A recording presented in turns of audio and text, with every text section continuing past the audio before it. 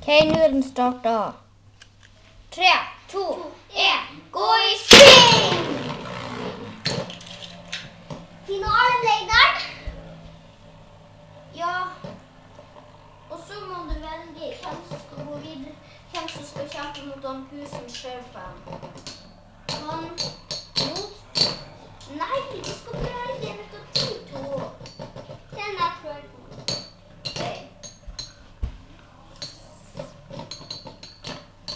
Ok, første vinner, han. Kom igjen, fort deg. Vi tar en ny kart. Her. Nå spinner han. Sånn. Kom igjen, 3. Og kjapt på bordet. 3, 2, 1, Larry Drake! Kan vi ta en ny kamp? Ja, det er for siste gangen.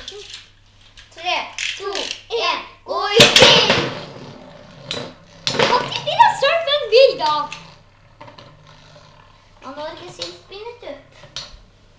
Men, hvorfor vil i stad da? Jeg vet ikke. Han spann på spinnesporene hans. Det var det som kjørte rundt på kantene. Så det stapp fast på katten på en måte? Ja, på en måte. Ok, neste kamp. Han Bull. Her. Din Bull sin tur. 3, 2, 1. Gå i spinn! Ha! Da starter vi. 3, 2, 1. Gå i spinn!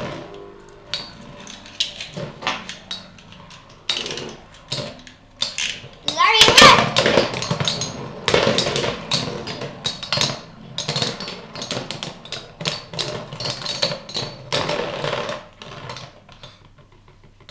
Han går videre til finalen!